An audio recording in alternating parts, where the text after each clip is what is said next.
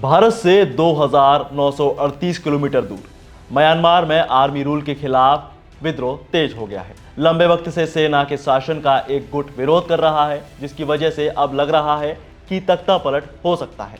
और ऐसे में बौद्ध और ईसाइयों के आर्म्ड रेबल्स एक साथ लाने के लिए करेन नेशनल यूनियन यानी KNU को अब मुस्लिम कंपनी का साथ मिल गया है। और इसी तरह बौद्ध, ईसाई और मुस्लिम विद्रोही मिलकर सैन्य सरकार को हटाने की लड़ाई लड़ रहे हैं। तो ऐसे में अब सवाल ये आता है कि आखिर ये मुस्लिम कंपनी क्या है, कैसे बनी और इसका मोटिव यानी लक्ष्य क्या है। तो आइए बात करते हैं आज इसी मुद्दे पर। नमस्कार, मैं हूं आपके साथ दिव्यांश वर्मा और आप देख रहे हैं वन इंडिया हिंदी।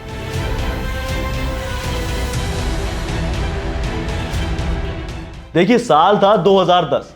म्यांमार में सैन्य शासन के बाद आम चुनाव हुए और अगले ही साल म्यांमार में जो सरकार बनी उस पर भी सेना का कब्जा रहा।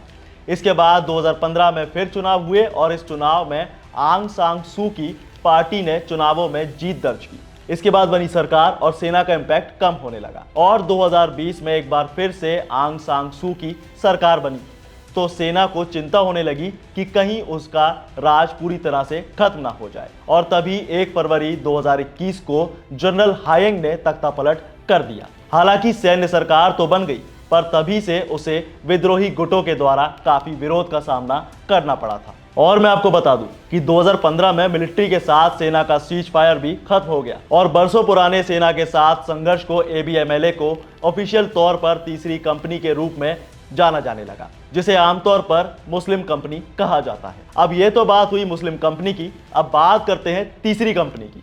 असल में हम जिस कंपनी की बात कर रहे हैं उसमें टोटल 130 जवान हैं और यही वो कंपनी है जिसे ऑफिशियल तौर पर KNU की ब्रिगेड 4 में तीसरी कंपनी के रूप में जाना जाता है। और इस कंपनी में नेता हैं 47 साल के मोहम्मद ईशर।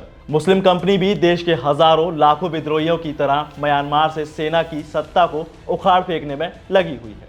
दरअसल 2021 में म्यांमार में चुनी गई सरकार को हटाकर सत्ता पर कब्जा करने वाले सैन्य शासन को हटाने के लिए बौद्ध और ईसाइयों के साथ मिलकर विद्रोह कर रहे मुसलमानों को तीसरी कंपनी के रूप में जाना जाता है। हालांकि ऐसा पहली बार नहीं हुआ है।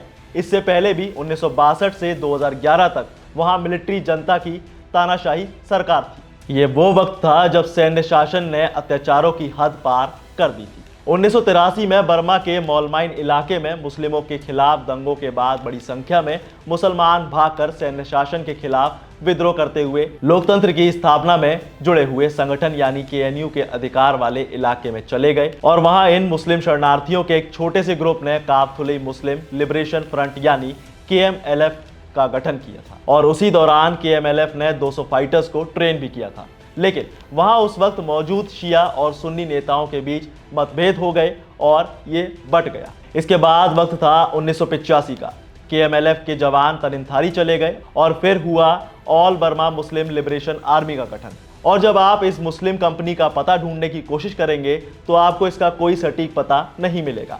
हाँ, लेकिन अल जजीरा की वेबसाइट दावा करती है कि इस कंपनी का हेड ऑफिस तनिनथारी में है, जो जंगल के बीच में पहाड़ों से ढका हुआ है। यही नहीं, इस कंपनी के सैनिकों के पास एक बैग होता है जिसमें स्टार और एक अर्धचंद्र का बैज होता है, क्योंकि इसे उन सैनिकों से जुड़े रहने का प्रतीक माना जाता है। और अब मैं आपको यह भी बता दूं कि इस कंपनी का मेन मोटिव क्या है। अब वो बात अलग है कि सेना और पहले के विद्रोही ग्रुप म्यांमार के मुसलमानों को दूसरे ढंग से दिखाते थे, लेकिन इनका मोटिव भी देश के सैन्य शासन को जड़ से उखाड़ फेंकने का है। हालांकि यहाँ सेना का अत्याचार हर समुदाय पर है और इसीलिए आज बौद्ध, ईसाई और मुसलमान मिलकर सेना के शासन के खिलाफ संघर्ष कर रहे हैं। अब देखने वाली बात यह होगी कि ऐसा कब तक चलेगा। बाकी आपकी इस कंपनी के बारे में क्या राय है, कमेंट में जरूर बताएं। साथ ही वीडियो को लाइक शेयर जरूर करें और ऐसी तमाम जानकारी के लिए सब्सक्राइब करें वन इंडिया हिंदी।